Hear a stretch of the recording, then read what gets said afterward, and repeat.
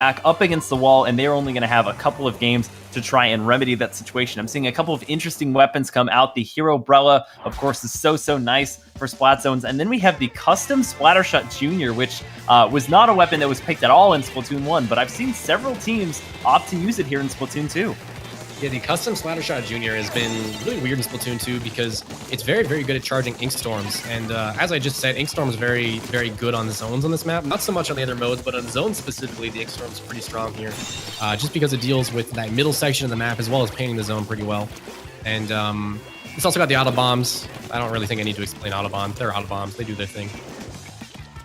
So right now, I believe it's EnviZion currently in control of the zone right now. Oathkeeper trying to come back and get into these zones. They do have the bubbles coming out over by the zones. That's going to be the work of the heavy Splatling Deco, which is so nice to have around your zones. Unfortunately, they'll go down. Only 2 members left alive here for Oathkeeper, Faker being one of them, trying to get into a position where they can use the Stingray. They have it built up. They don't need to be pressuring too much. Nice kill there onto Jex, looking for another one on the Matsucha, but it doesn't look like they're going to find it. Everybody's scared off of the tower, which is exactly what Oathkeeper needs to do to try and get back into mid.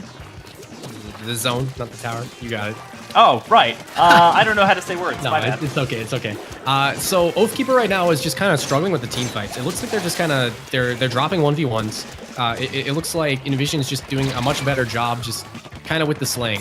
They're doing a better job keeping them out. They're pushing up to their base. They're not letting them touch the zone, and that's going to be a quick knockout for them because of that. They just have that 1v1 power. And it looked like more of a 1v1 kind of centric game than it did like a team game. EnviZion was just doing a good job pushing up, winning those fights, and it was just too much for Oathkeeper to handle, so they couldn't make it to the zone. And now EnviZion's going to be taking game 1 over Oathkeeper as we move on to our next map.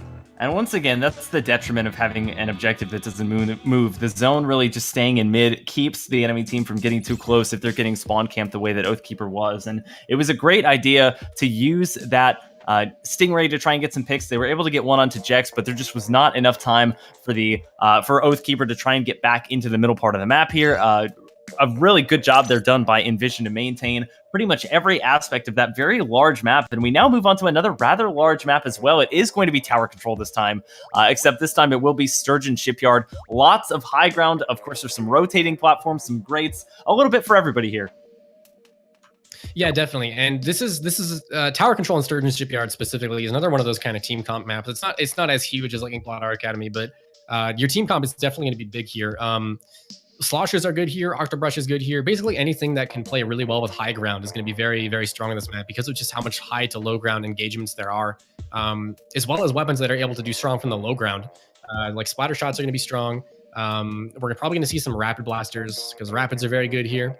And other stuff like that, weapons that can deal with high to low ground pressure and low to high ground pressure as well. Weapons that are good for getting out of a hold. Ink Storms are strong, Stingrays are strong. This is one of those maps where pretty much just everything works. And we're definitely going to see that in this game, I think.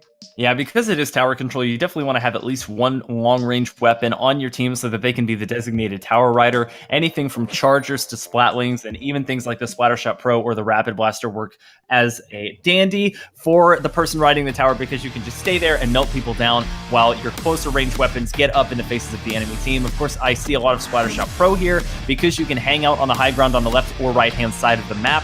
Usually the right-hand side, and just rain fire down into the middle portion of the map. Anybody that might be trying to get onto the shoulder over by the tower is going to face a lot of opposition. But on the side of Oathkeeper, a Clash Blaster, something that I haven't seen all that often, and a regular blaster, the hero one, in fact, coming out on the side of EnviZion. So both teams opting for a blaster of some sort.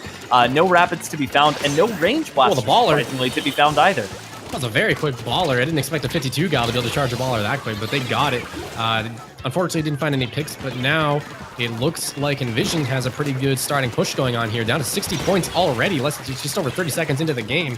They're still going, and we might be seeing a little bit of what we saw last game, where it seems like Oathkeeper just can't really deal with 1v1s. It looks like EnviZion's just doing a much better job winning those fights, and they're going to be able to push the objective while they keep doing that.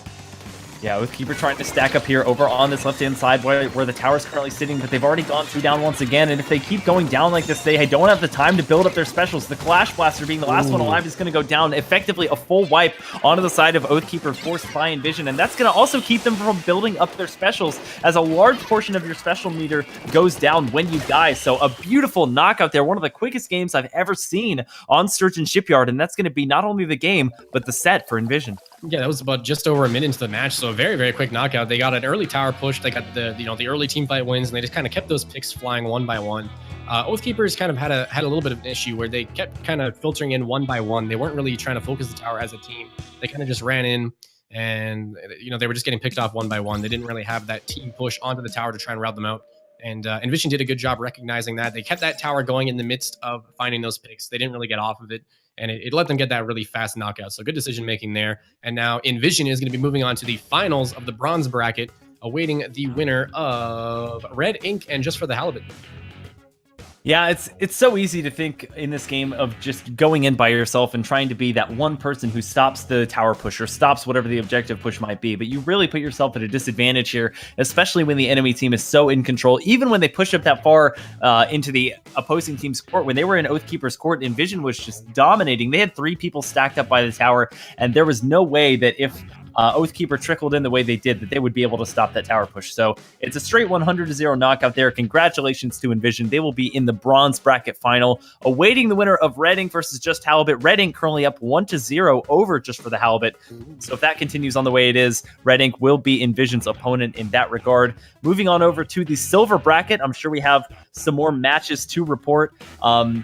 Overdrive and Stay Fresh is currently one of the matches slated to take place in the semifinals. Both of those teams moving straight in through the quarterfinals to the semifinals, as the teams they were slated to face, Pickup Bar and Eclipse Conton respectively, dropped from the tournament.